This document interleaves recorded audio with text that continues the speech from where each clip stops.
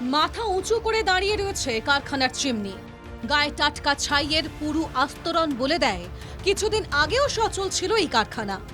পুরুলিয়া জেলার শিল্প সম্ভাবনাকে এক ধাপ উস্কে দিয়ে ৩০ বছর আগে যাত্রা শুরু করেছিল প্রগতি সিএমএক্স প্রাইভেট লিমিটেড।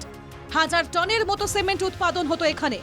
কিন্তু পুরুলিয়া শহরের অনতিদূরে শিমুলিয়া প্রগতি সিমেন্টের কারখানা কার্যত শ্রমিক শূন্য। কাজ হারিয়েছেন ৩০০ জন শ্রমিক। শিল্প বাণিজ্য সম্মেলনে উল্টো ছবি রাজ্যের প্রান্তিক জেলা পুরুলিয়ায়। যখন জোর কদমে চলছে শিল্প বাণিজ্য সম্মেলন, তখন রাজ্যের প্রান্তিক জেলা পুরুলিয়ায় একটি সিমেন্ট কারখানা এবং একটি লৌহ ইস্পাত কারখানা বন্ধ হয়ে গেছে।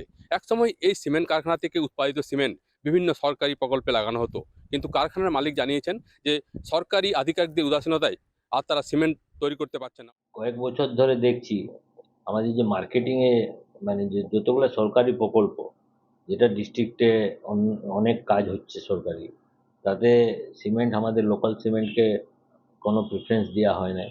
সবসময় বিগ প্ল্যান্টের মাল লাগাবো, এই একটা ওদের মনে, অফিসারদের মনে এটা হয়ে গেছে বিগ প্ল্যান্টের মাল লাগাবো।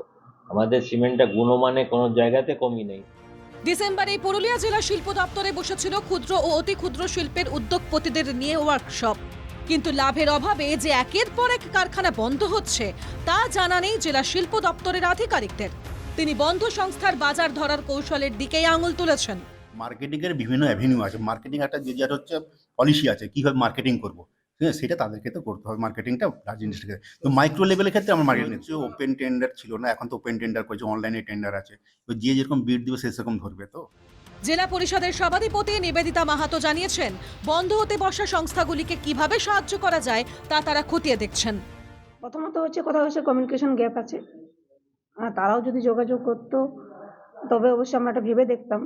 অবশ্যই আজকে খবরটা আরো ভালো করে আমি পেলাম। আমি আমাদের যারা আছেন অবশ্যই আমাদের জেলা পরিষদের ইও এবং আমরা যারা আছি জেলা পরিষদের সবাই মিলে একটা আলোচনা করে যদি কিছু সিদ্ধান্তে আসা চাই, এবং অবশ্যই সেটা যেন পজিটিভ হয় সেই সিদ্ধান্তই আমরা চেষ্টা করি। কেন বন্ধ হচ্ছে একের পর এক কারখানা? প্রশ্ন তুলে প্রশাসনের কোর্টেই বল ঠেলছেন পুরুলিয়ার বণিক সভার সম্পাদক।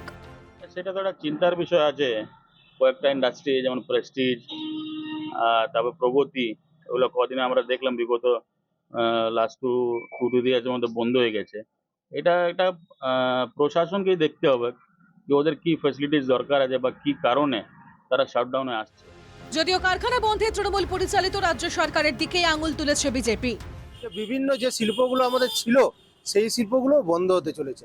আপনারা দেখবেন প্রগতি সুপার সিমেন্ট ছিল, বা আরো বিজলি ব্যাটারি ছিল, আরো অনেকগুলো শিল্প ছিল, রঘুনাথপুরে বেশ কিছু শিল্প ছিল, সেগুলোও কিন্তু আজকে কিন্তু একদম শেষের দিকে এই সরকারি উদাসীনতার ফলে আগামী দিনে হয়তো সেই শিল্পগুলোও মানে ধুঁকছে, বন্ধ হয়ে যেতে পারে। দাবি উঠছে যে রাজ্যের প্রান্তিক জেলায় পুরুলিয়ায় সিমেন্ট এবং ইস্পাত কারখানা চালু করে আবার নতুন করে কর্মসংস্থান তৈরি হোক।